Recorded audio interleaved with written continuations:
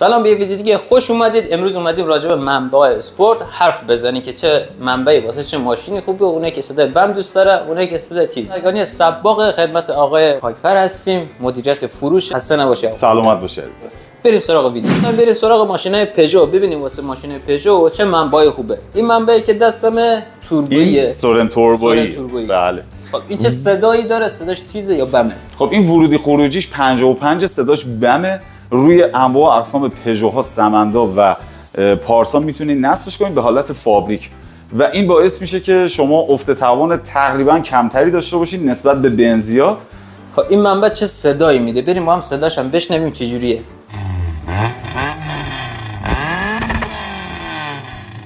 این یکی منبع بنزی بود، درسته؟ بله. روی 206 خیلی معروفه، روی پژو پارسا هم میبنده. این صداش چجوریه؟ تیزه یا بمه؟ این صداش زنبوری ریز، لوله راست است و قطر 50 داره و میتونه افت توان رو کاملا بیاره پایین. یعنی شما توی این نصب این منبع هیچ مشکلی توی تواندهیتون ندارید، اما توی 230 میتونه یکم بیاد پایین‌تر. بریم صدای این منبع هم بشنویم ببینید صدای این چطوریه. این یکی دیگه منبع 230 بنزیه. این صداش چطوریه؟ این بمه یا تیزه؟ این هم صداش زنبوری ریزه، اما با این تفاوت که یک کوچولو نسبت به 220 کاهش توان داره، فقط به خاطر اون خم لوله‌ای که در انتهاست. اما بله، اما روی تمام ماشینا میتونید نصبش کنید. منبع بسیار خوبیه و واسه ماشینا که تیونینگشون بالاست حرف نداره. و بریم صداش هم بشنویم روی ماشین این چه صدایی میده.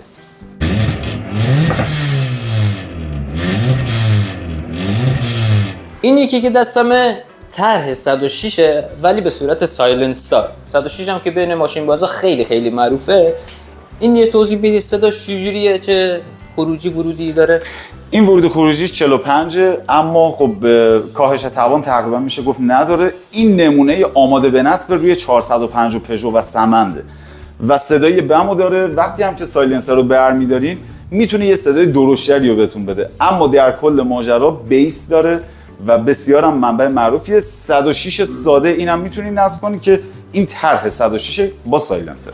و اینی که گفتم روی همه ماشین نصب میشه این قطعه است، درسته که به همه ماشین بدون جوش میتونید نصب. بله، روی ماشینایی که عرض کردم 405 سمند و پژو پارس. به خاطر اینشه که میتونید با پیچ وصل بکنید بدون نیاز به جوش، یا کسی که دست پا آچارن میتونه توی خونه خودشون هم یعنی عوض کنه. مثل اینا نیست که باید حتما جوش داده بشه یا برش بخوره.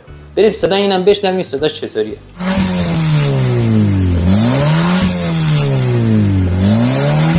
اینی که دستمه این منبع 106 اصلیه، خیلی راسته، صاف، بدون پیچ و خم. این صداش چجوریه در کل؟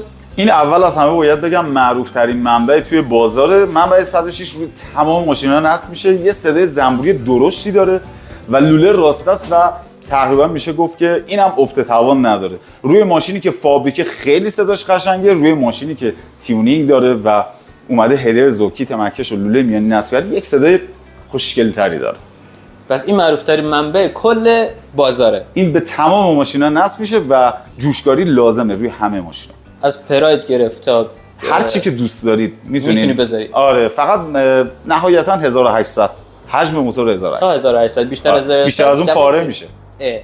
بریم صدای این 106 هم بشنویم این چطوره.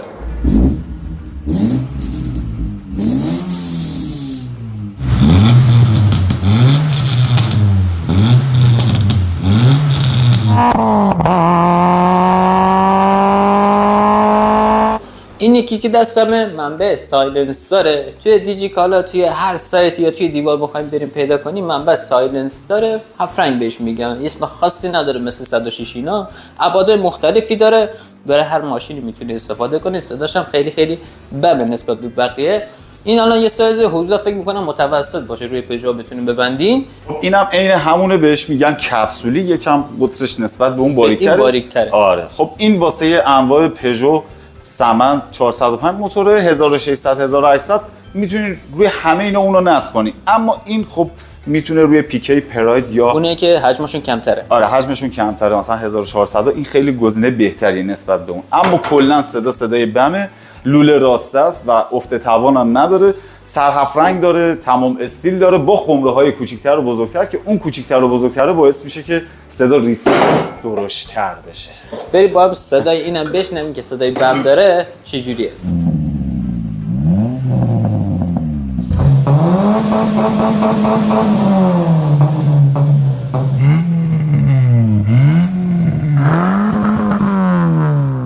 این یکی هم منبع 106 سایلنس داره که بالاش سر اگزوزش 7 رنگه.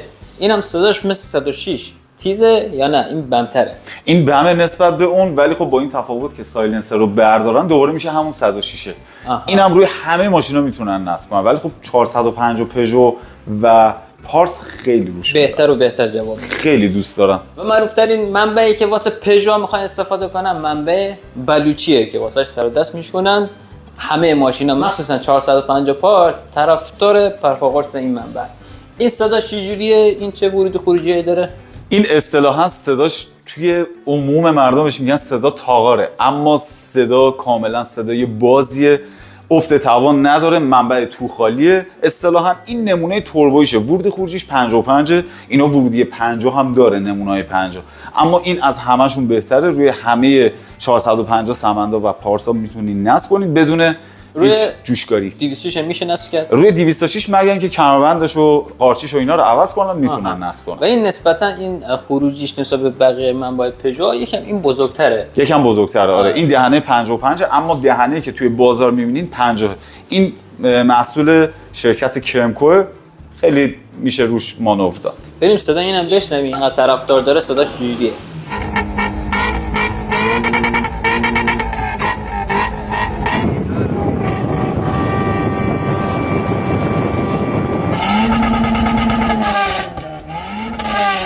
بریم سراغ ماشینای پراید یا مثلا 131 132 111 کسایی که پراید های اسپورت دارن میخوان یه منبع بندازن.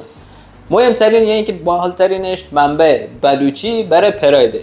این چجوریه؟ این منبعش نسبت به منبع دیگه شکلش عملش کاملا فرق میکنه. هیچ فرقی نداره، این عین فابریکیه. شما میتونید این رو نصبش کنید بدون هیچ جوشکاری. اینم لوله راسته است اما تو خالیه، همون منبع بلوچی. صدای خیلی باز و باحالی داره. روی ماشینایی که تیونینگشون بالاست خیلی صداش زیاده. ما توصیه نمی‌کنیم، روی ماشینایی که فابریکه بهتر در میاد. گاز بده.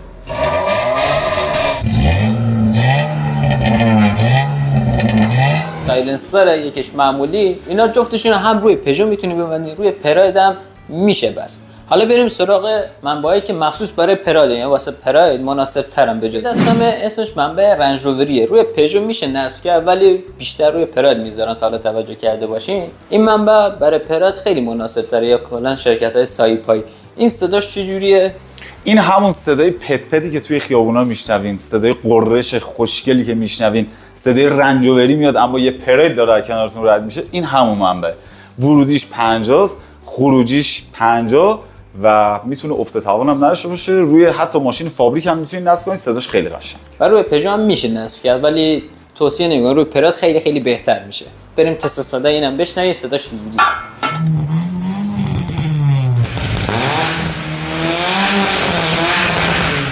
این منبعی که دستمه همون منبع سایلنس دارن ولی برای پراید خیلی خیلی خیلی مناسب دارن. هم رنگ استیلش موجوده، 7 رنگش هم هست. این صداهاشون که گفتیم مثل 106 یا تورایی و بمه. بله اینا هم صداشون بمه، لوله راسته خورده، صدای اسپورتی خیلی نازیه دارین که بیس داره، میتونه صداش توی اتاق بپیچه اما اگر ماشین فابریک باشه این اتفاق نمیفته.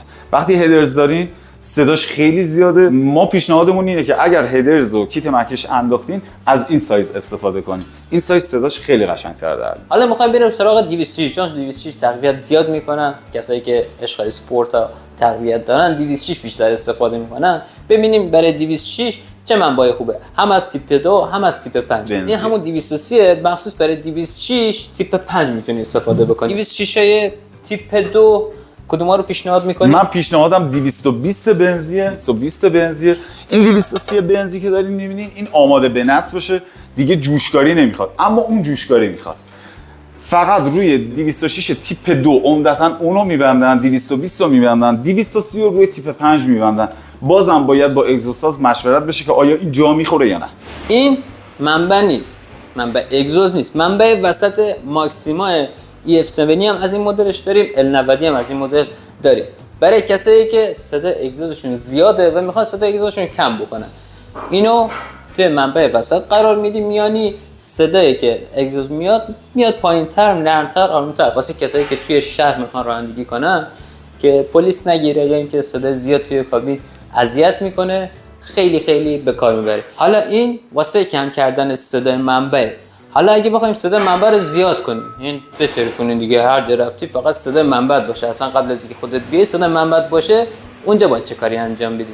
واسه اونایی که میخوان صدای اگزوزشون بهتر کنه، زیاد بشه، این لوله‌های واسطه به کار میبرن.